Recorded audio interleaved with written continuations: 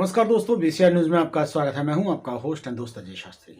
जी हां दोस्तों, आप देख रहे हैं कि चुनाव का माहौल चल रहा है और किस तरीके से गर्मा गर्म खबरें हमें जो है सुनने को मिल रही हैं, देखने को मिल रही हैं। कोई किधर जा रहा है, कोई किधर जा रहा है। राजनीति भी बड़ी अजीब चीज़ है। जब राजनीति के बारे में सोचते हैं तो बहुत ही मज़ा आता है राजनीति को सुनने में, देखने में, कि किस तरीके से राजनीति की जो तोड़ और मरोड़ वाली जो राजनीति है वो किस तरह से की जा रही है। आजकल आप यूपी में देख रहे हैं, पंजाब में देख रहे हैं, लेकिन खासकर यूपी का मैं जिक्र करूंगा क्योंकि यूपी एक उत्तर प्रदेश जो है प्रदेश, वो एक ऐसा प्रदेश है कि जहां पर आप एक रास्ता देखते हैं केंद्र का, कि अगर यूपी के अंदर आपकी सरकार है तो शायद केंद्र में भी सरकार बनने के चांसेस रहते हैं।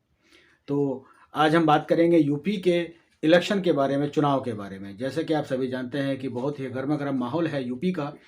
सपा और बसपा और बीजेपी, कांग्रेस सब लगे हुए हैं, तोड़ मरोड़ में लगे हुए हैं। कोई किधर भाग रहा है, कोई किधर भाग रहा है। मतलब एक तरह से देखा जाए तो जो विधायक हैं वो मेंढक की तरह इधर से उधर फुदक रहे हैं।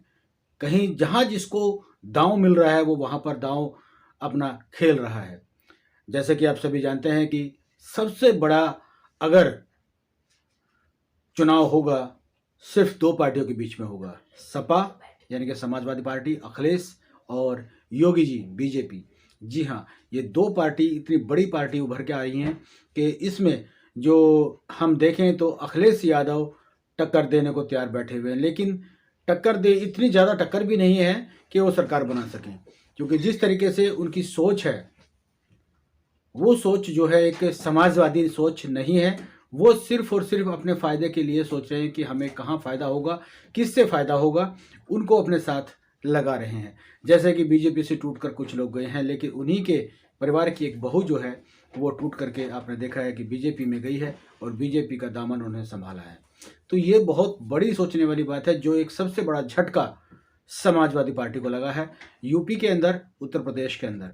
क्योंकि जिस तरीके से आप देख रहे हैं कि बीजेपी का वर्चस्व जो है वो सबसे ज़्यादा है, और इतने सालों में आप देख रहे हैं कि सपा भी सत्ता में रही है और बसपा भी रही है, लेकिन जितना काम बीजेपी ने किया है इतना काम अभी तक किसी भी सत्ता ने नहीं किया है। और जो आज ये दावे करते हैं, अखिलेश हो या मायावती हो, कोई भी हो, कि हम ये करेंगे, हम वो करेंगे। अरे भाई, हम आपसे एक बात पूछना चाहते हैं कि अगर आप आज ये दावे कर रहे हैं, आपसे पहले जब आपकी सत्ता थी तब आपने ये वादे पूरे क्यों नहीं किए जो आज आप पूरे करने का आश्वासन दे रहे हैं जनता को? तो ये तो आप पहले भी कर सकते जब आपकी सत्ता थी। अगर आपकी सत्ता में आप ये वादे पूरे करते तो शायद आप सत्ता से जाते नहीं, सत्ता में ही बने रहते। लेकिन ये क्या है कि ये एक राजनीति है।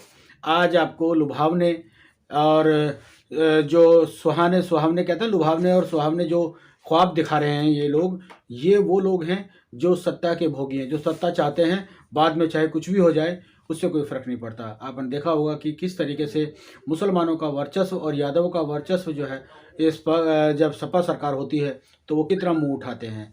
वो अपने आप को ये समझते हैं कि हमसे बड़ा कोई नेता नहीं है, हमसे बड़ा कोई बदमाश नहीं है, हमसे बड़ा कोई नहीं है। सत्ता में आने के बाद इन लोगों की सोच इस तरह की बन जाती है। लेकिन योगी जी की सरकार में ऐसा नहीं है। योगी जी की सरकार में आप देख लीजिए, चाहे वो मुस्लिम हो, चाहे वो यादव हो, चाहे वो कोई भी हो, किसी भी बरादरी से हो, चाहे ब्राह्मण भी क्यों ना हो, वो अगर गलत काम कर रहा है तो उसको सज़ा मिल रही है और आगे भी मिलेगी।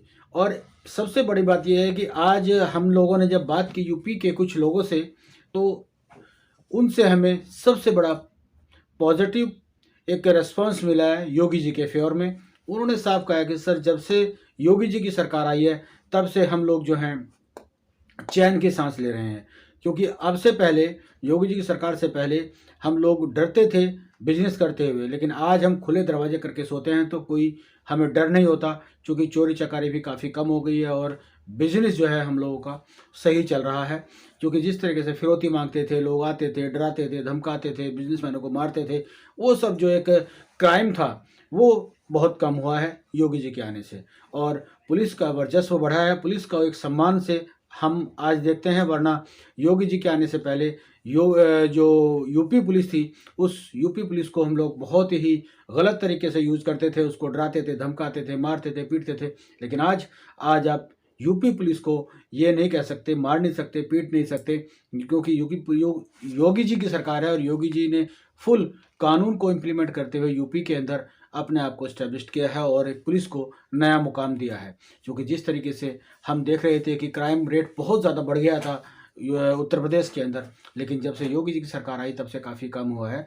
और इस बात को हम देखते हैं, क्योंकि आम जनता के बीच में जब हम जाकर बात करते हैं तो हमें ये लगता है कि नहीं, ये बात सही है कि योगी जी की सरकार आने के बाद यूपी के अंदर एक शांति और अमन का जो पैगाम वो गया है। क्योंकि जिस तरीके से आज यूपी के अंदर शांति बनी हुई है, वो सिर्फ अगर कहें तो योगी जी की देन है। क्योंकि इसमें क्या है कि योगी जी को मैं बताता हूँ कि योगी जी एक किसी का लालच नहीं है, योगी जी को कि भाई उसकी कोई जायदाद है या बाल बच्चे उसके पल रहे हैं। वो सिर्फ और सिर्फ देश के बारे में सोच रहे हैं और प्रदेश के बारे में सोच रहे हैं कि उनका प्रदेश, जिस प्रदेश के वो मुख्यमंत्री हैं, वो खुशहाल रहे। और जिस तरीके से वो काम कर रहे हैं, नई नई नीतियाँ लेकर आ रहे हैं, वो बहुत बड़ी बात है। किसानों के लिए भी उन्होंने बहुत कुछ किया है। लेकिन अब सोचना देश की और प्रदेश की जनता को है कि योगी जी को लेके आना है या वहीं से फिर भ्रष्टाचारी सरकार जो पहले आ रही थी, चाहे वो सपा हो या बसपा हो, उन्हीं को लेके आना है। क्योंकि योगी जी के शासन में, कार्यकाल में ये कोई भ्रष्टाचार हमें नज़र नहीं आया और उनके ऊपर कोई भी 1% भी कहीं भी 1% भी कहीं आपको भ्रष्टाचार की बू नहीं आएगी। जिस तरीके से आप बाकी और लोगों को देखते हैं और जो शासन करने आए थे, चाहे वो मुलायम सिंह जी हों, चाहे वो बसपा से मायावती हो। मायावती के राज्य में खैर कानून का तो काफ़ी अच्छा रहा है, कानून में तो इम्प्लीमेंट हुआ था, कानून लॉ को लेकर के तो उन्होंने काफ़ी अच्छा यूपी को बनाया था, क्राइम रेट कम कर दिया था। लेकिन सपा आने के बाद क्राइम जो है वो बढ़ जाता है, क्राइम रेट बहुत ज़्यादा यूपी के अंदर। तो ये आपको सोचना है कि सपा को फिर से लेके आना है या बीजेपी को लेके आना है। क्योंकि बीजेपी सरकार एक ऐसी सरकार है जो सुशासन करती है, कुशासन नहीं करती। तो ये आपको सोचना है, क्योंकि टाइम बहुत कम है। और अब आप देख रहे हैं कि जिस तरीके से टूट करके सपा के खेमे से बीजेपी में आ रहे हैं और बीजेपी के खेमे से टूट करके सपा में जा रहे हैं। सपा में वो लोग जा रहे हैं जो बीजेपी में एक लड्डू खाने के लिए आए थे। सपा जब बीजेपी सरकार बनी थी तो वो सिर्फ इसलिए है कि वो लोग इसलिए आए थे कि सपा बसपा से टूट के बीजेपी में, कि उनको एक राजनीति दोबारा से उनको कहीं ना कहीं मंत्री बना दिया जाएगा और वो जो है अपने आप को अपनी राजनीति चमकाते रहेंगे। वही अब देख रहे हैं कि बीजेपी का कुछ वर्चस्व किसानों की वजह से कम हुआ था, तो इन लोगों ने सोचा कि शायद बीजेपी दोबारा नहीं आएगी। लेकिन जो मेरे सर्वे के अनुसार मैंने देखा है तो बीजेपी मतलब फुल सीट लेकर आ रही है, ऐसी बात नहीं है। अपना बीजेपी सरकार फिर दोबारा से योगी जी की सरकार बनेगी यूपी के अंदर और यूपी को इस बार का जो 5 साल का जो इनका कार्यकाल रहेगा, बहुत कुछ मिलने वाला है। सपा और बसपा कुछ देने वाली नहीं है, क्योंकि इन लोगों ने तो सिर्फ जो है जोड़ तोड़ की राजनीति की है और क्राइम बेस्ड राजनीति की है। ये लोग किसी के सगे नहीं हैं। इसीलिए आज इनके खेमे से, यानी कि खुद यादव फैमिली से, जो सपा की फैमिली है, यानी कि पारिवारिक जो इनकी बहू है, वो टूट करके बीजेपी में आई है।